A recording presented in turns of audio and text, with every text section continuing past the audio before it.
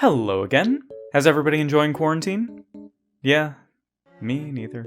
Seems like more and more shit news has been coming out every day, so I've been indulging in a lot of very easy to digest, feel-good media during my abundance of free time, most recently including Ghibli movies and Animal Crossing New Horizons. I'm a minute late to this party, but Animal Crossing New Horizons just came out, and Jenna and I have been obsessing over it.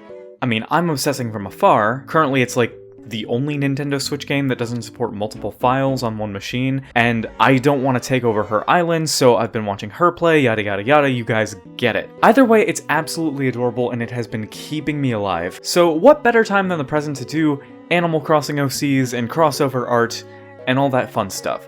I'm sort of new to Animal Crossing, so I don't have the best grasp on what animals do or don't make the best villagers, and I thought, hey, why not take some of those Ghibli movies that I've been watching and translate them into Animal Crossing OCs. So for this first one, we are going to Italy, back before the pandemic happened. And for those of you who know this movie, you know what I'm going to be doing already. I have decided to draw Marco, or Porco Rosso, from the movie Porco Rosso. Now, this movie has always been in my top 10 feel-good movies, and I can't really pinpoint why. It's just a very quiet movie. It's very easy to watch, it's got gorgeous music, and it's very clearly the passion project of somebody who just really likes planes. It is one of the very few movies I have ever seen that's managed to take lots of terrible violence and turn it into something completely charming. I really have no idea how to describe it other than that. It is a movie about war espionage and pirates and attempted murder, and they've somehow taken that and made every single character involved utterly charming, and it is just such a strange movie, and you should really check it out if you haven't. Plus, the main character is already a cute animal man who flies a seaplane, so I thought he would be a great addition to any island in Animal Crossing. Porco Rosso is some kind of pig man. He doesn't wear too many outfits in the movie besides his pilot suit and I don't know, it's kind of like an espionage trench coat and a fedora. Again, weird movie. Great movie, weird movie. At first I thought that his pilot suit would be way more fun to design, but you can't see his pig ears under his hat and goggles, so I decided to go with a trench coat. Now, this was the first one that I drew in this set. This little trading card deck of mine. I think I was still getting the hang of the chibi style down. You know, like I said, it's been since like high school since I ever really did chibi artwork, so this one's like a couple of times to get completely right. I drew it a few times on a piece of paper before putting it to screen, but, you know, I think I like the shapes in this. I do really like how the general body turned out. And as for getting him in the game, I really don't know too much about Animal Crossing or the minutia of getting new villagers in your town. I don't really know exactly what the process is.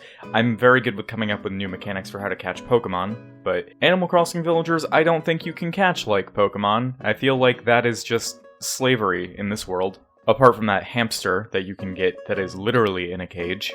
But him being a seaplane pilot, I feel like you could actually have some interesting characters in the game that, I know there's that one, he's either a pelican or a seagull, and he kind of just washes up on shore from time to time. I like the idea that maybe during some kind of a special event or something, instead of finding Porco Rosso on an island somewhere else, maybe he kind of just, you know, drifts by, or maybe his plane crashes or something like that. I think that could be cute. And I'm not talking like actual Ghibli characters in Animal Crossing, while both are very relaxing pieces of media. I feel like having crossovers in that game might not be the greatest idea. I feel like it would dampen the experience just a little bit, but I do like the idea of there being villagers that are like pilots that kind of just crash near your island or something like that. That would be pretty cool, pretty cool. Also, I don't know, I don't love the pig characters in Animal Crossing so much, so I just wanted to do a better design for them. I mean, all Animal Crossing characters are cute in their own way. The pigs just aren't like my fave.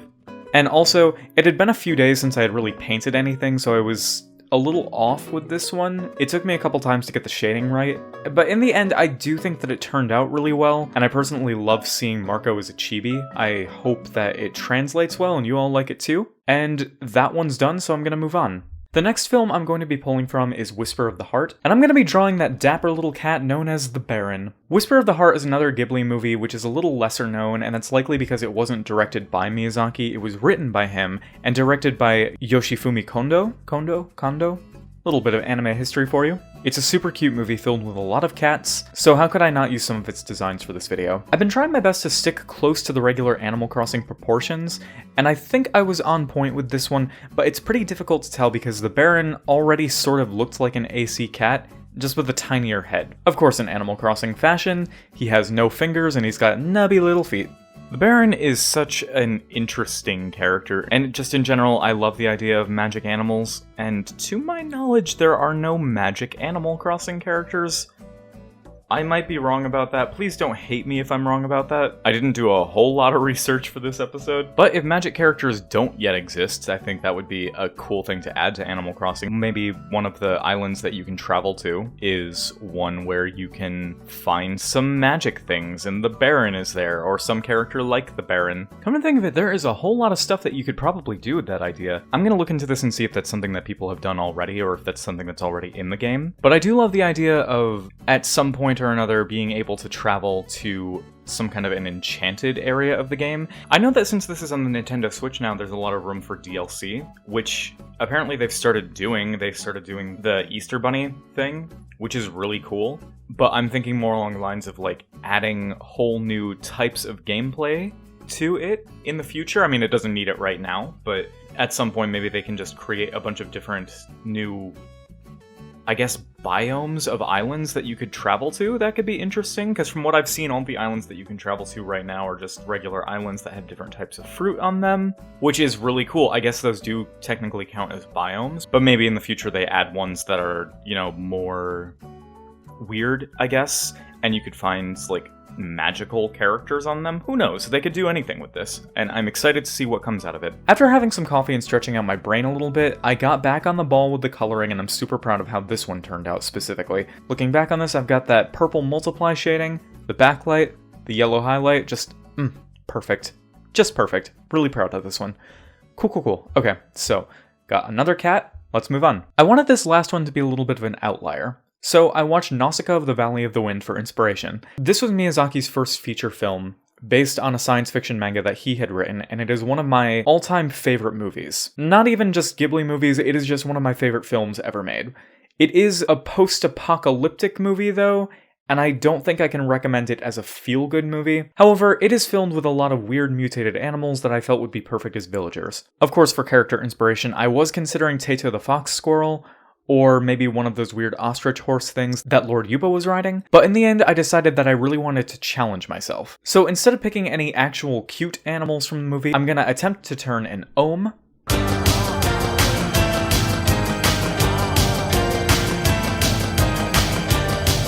you know, the Leviathan-class mutated pillbug monster, into a friendly neighbor. And you know, honestly, the ohm in that movie were legitimately friendly giants. They were just kind of, you know, easily provoked. There's something odd about their design when you've seen them in the movie. They're like big serrated bears. Obviously dangerous, obviously terrifying, but there's a warmth to them. It took me a couple of tries to get a body type that I liked because there's no insect villagers to base this on, so I more or less had to start this one from scratch. They've got a bit of a chicken-esque body going on, if a little bit lumpier for the shell. And to add some extra cute layers on top of it, I gave them a little turtleneck sweater to hide the weird mouth clicky things, and some big thick nubby limbs. Also, I've never seen bug characters in Animal Crossing. I've seen fan art that people have done of like Animal Crossing villagers that are bumblebees or moths or something like that, and I think they're really cute, and I want to do fan art of that at some point, which is why I did the ohm. I think it's a really awesome bug design, and I wanted to challenge myself and see if I could make it cute, and I think, given how this turns out, I think it worked. I think I made it cute. But that is up for you to decide. And that being said, I know why there are no bug characters in these games. I think it's because you can catch bugs in the game, but they also did the same thing where, like, at some point you could catch octopus, octopuses. That sounds dirty. Octopi. You could catch octopi in the ocean, and they also have octopi villagers, which I absolutely love that development. I think the octopus villagers are some of the cutest designs. And there's also that bit where you can have a hamster in a cage in your room as a pet. So I really feel like Animal Crossing probably works under the Disney rules of, you know, There are some dogs that are people, and some dogs that are just dogs, which is why you can see Goofy walking Pluto, and why you can see my giant bug man catching other bugs. I don't know, it might be weird in-universe, but Animal Crossing's already weird, and it's delightful, and I love seeing all of it. So maybe I'm wrong, maybe there is some lore-based reason why this can't happen, and I'm sure the more educated on the subject among you will be able to tell me about it. Totally fine. This is just a little video that I'm doing for funsies, so, you know, whatever. If you like it, you like it. If you don't, you don't. I like it.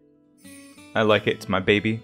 A big bug baby. Painting this one, we kind of went back to tricky territory, but I did have fun playing with some of the colors in this, and I think that they turned out really well. I may be biased, but I think I succeeded in making this one cute.